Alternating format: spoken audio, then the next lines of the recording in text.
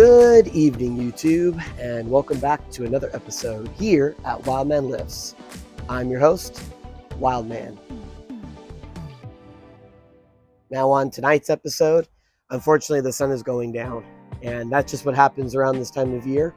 The sun starts to go down a lot sooner. I get busy during the day, so when it's time to start working out, I'm usually working out in darkness. On tonight's workout, I'm not really sure what we're going to be discussing. I'm just going to move through the workout gingerly because I worked out last time with no belt and no knee sleeves on those back squats, and it's made me very sore. So I'm just going to move gingerly through the workout, and as we're doing that, hopefully I'll get the inspiration to figure out what we're going to talk about tonight.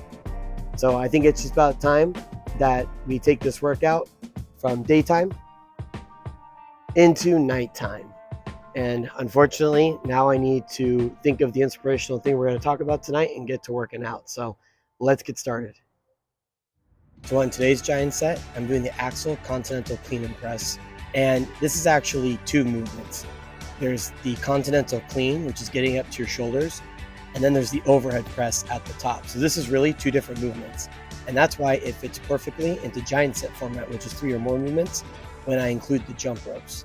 The jump roping will be my third movement, and that will be the giant set for the day. And I was a little concerned because I had done some heavy back squats the other day without any equipment on. And so I was feeling pretty fatigued and pretty sore because I had an excellent workout then.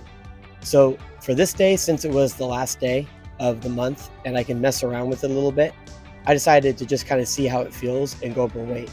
But surprisingly, even though I was moving slow and even though it felt heavy, I could feel how fast all these reps were going up. So as a result, I kind of got a little cocky. I was like, you know what? I'm just going to go up and see what I can hit. And I had a specific number in my mind, which was 230 pounds. I knew I'd be able to lift it. I just didn't know how heavy it was going to feel since I was feeling a little fatigued. But surprisingly, everything was going up super fast. So when I got to the 210 pound axle and I realized how fast it was moving, I knew I had to suck it up because I possibly had a PR since my bicep surgery. So had to suck it up and get it done. Now, as I get up to my top set, like I said before, I knew 230 pounds was going to go, but it was probably going to move slow just because of how I was feeling. So I decided just to load up 240 pounds because this would be a PR from my recovery with the surgery. So hitting this means that this is my all-time PR for now, and I couldn't be happier because I didn't think that was going to go as smooth. Now for the assistance giant set, I was doing 4 rounds and I wanted to work up to a 6 rep max on these seated dumbbell press. Now this is what I consider the work or the bulk of my shoulder workout days. I believe that the seated dumbbell press is the ultimate way to build your shoulders. Maybe not for strength, because the strength portion should be the overhead press where you're using leg drive because you're using your whole entire body. And in my opinion, that's a lot better because it's just an emphasis on your shoulders while working your total body as well, like a compound movement. Even though I would consider any overhead press when you're standing to be a semi-compound movement because you're not using the full max of your body like you are during a deadlift, back squat, or bench press. But when it comes to building overhead strength, this right here is the movement in my humble opinion.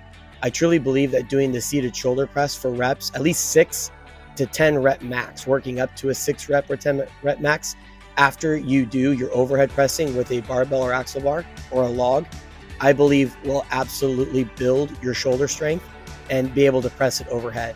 That's why when I'm Continental cleaning, that's the hardest part with the axle is getting it to my shoulders.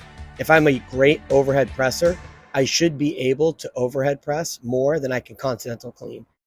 All right, so that went remarkably well. This went up a lot cleaner and a lot faster than how I'm feeling on the inside right now. I feel like trash. Thank you to everybody for stopping by and working out with me and learning something new. I'll catch you next time. Thank you.